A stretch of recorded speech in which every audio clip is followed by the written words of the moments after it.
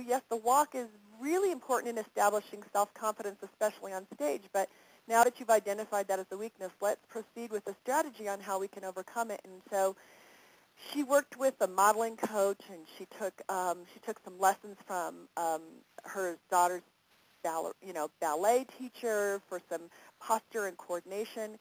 And when I think that just took an amazing amount of courage to even enter a pageant when you have a physical disability like that. And she not only did she enter, but she was very successful. She placed in the top 15, and then when the field was narrowed from 15 to 10, it went from swimsuit competition to evening gown competition. She was there again. Her name was there again. So she had placed in the top 10 out of over 50 contestants. And she was so tickled. She came up to me afterwards, and she was just crying. And she just said, I just don't think I can do this pageant again because I just accomplished everything I never believed I could. And at the end, she said the most profound thing. She said, I used to worry about what people thought of me in the grocery store. And she said, if I can get up in front of 2,000 people and compete in a pageant, I no longer worry about what I look like. And so that was, to me, an amazing success story for somebody who had a big challenge to overcome. That is an amazing success story. Your comment about people who have dealt with larger issues in their life maybe aren't as afraid of facing their fears. That's a really an interesting concept, because so many people who don't face the challenges maybe stay in the place where they are. Maybe they feel comfortable, and it's harder to break out of that shell unless forced to. What about women who don't deal with their mental barriers? Have you seen any in pageant competition, and what happened to them? Well, I saw it all the time, and I don't think it's just exclusive to pageant competition, but Albert Einstein had that famous quote that says the definition of insanity is doing the same thing over and over and expecting different results. I love that quote.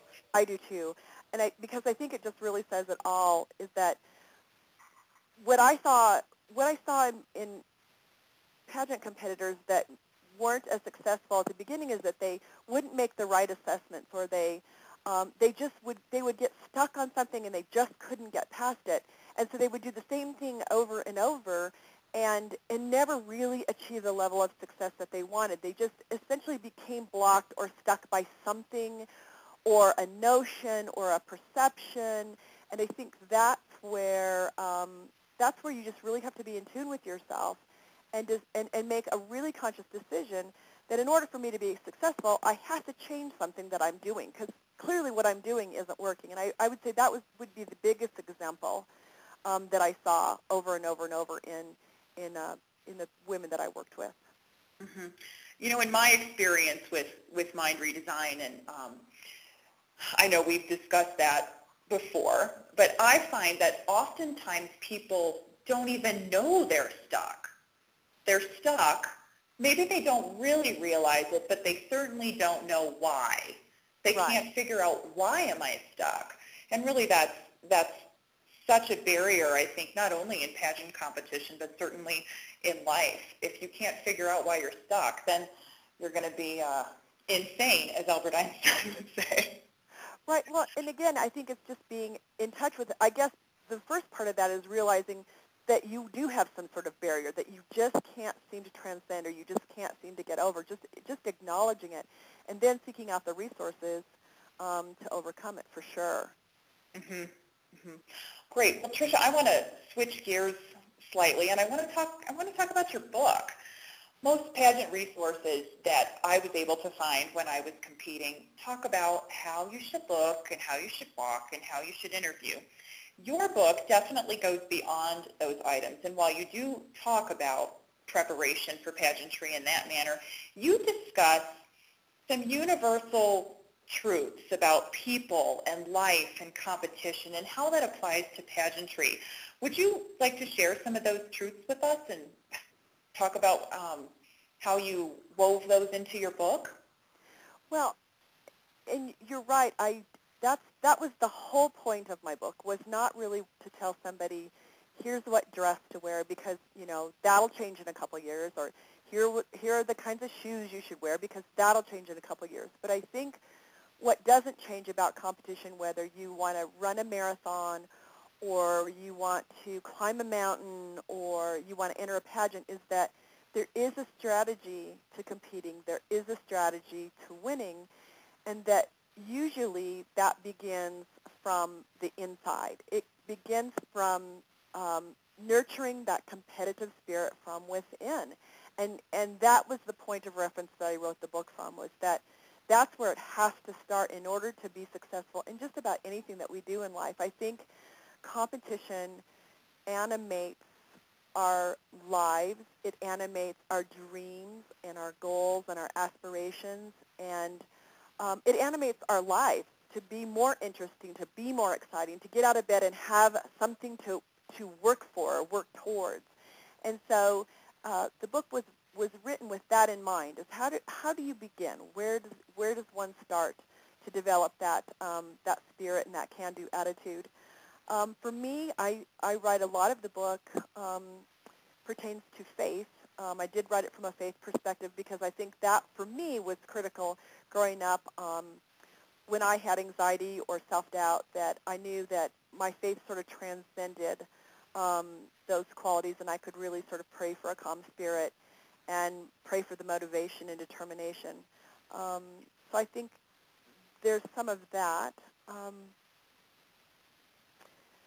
I think we grow up and for some reason we shortchange ourselves. I think we start out as children dreaming really big. We have big ideas and big goals, but I don't know if it's just the reality of life. We hit some disappointments, or we start to view our world with a more reality-based prism, and then we sort of start shortchanging ourselves along the way. And so I think that's a universal truth. I think everybody can really relate to thinking, yeah, I remember when I was little and I had big dreams, and gee, now my dreams aren't so big. And it doesn't mean that we can't still be big dreamers. We just have to know how to go about animating them and making them reality. Taking action to go from dreaming is great. Anybody can dream, but changing it into a reality means that we have to take action somewhere along the line. And hopefully that's what I hope the reader gets from my book. Mm-hmm. Well, I certainly got it from your book. I definitely got that. I walked away from that book saying, this is not just about pageantry. This is about how to live an amazing life, how to get in tune with the spirit of who you are, because nobody else is like you. And maybe it's pageantry for some, maybe it's a marathon for others, but get in touch with that, and then don't shortchange yourself. Go for it. Right, and again, really making sure that you've placed the strategy in place to make yourself be successful. I have an example. This is not a pageantry example, but I make the point in the book. My husband decided to run a marathon, I think for the first time it was in 2001, and he just started running. And by the time he got to mile 18, he had injured himself. And it was clearly because there was more to running a marathon than just running. So after he healed, he went out and he bought himself a book, and he realized that he had to learn how to pace himself, and that he learned better nutrition, and he learned what were the best shoes to wear, and what were the best clothes to wear, and what was the best time of year to start training, and when was the best climate and best terrain to train. And then he was able to run the New York Marathon a couple years later. So I think, again, anything that we do in life, we can't just set out. You can't just set out and just run. You have to actually have a strategy, and you have to have build a plan, put a plan into place to orchestrate success. Exactly, and that's always fueled by your passion. I believe so. I couldn't run a marathon because it's not a desire of my heart. Pageantry was. I mean, I just fell upon it really sort of accidentally, entered on a whim and didn't win my first time, but was able to assess what I needed to do differently and came back.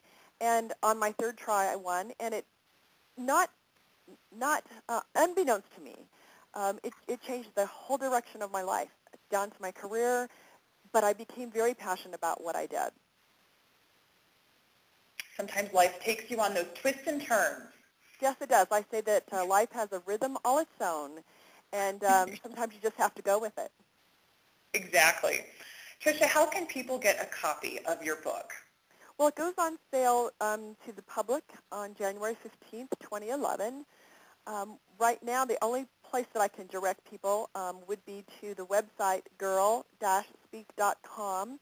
That'll be up in the next couple of weeks, and they'll be able to purchase a copy of it after January through that website. And that's girl-speak.com? Yes, it is. Great. Tricia, thank you again for being here. And in closing, I want you to tell women, if they could take away only one thing from this interview, what do you want them to know? I think if you could just glean one thing from this interview or from my book is that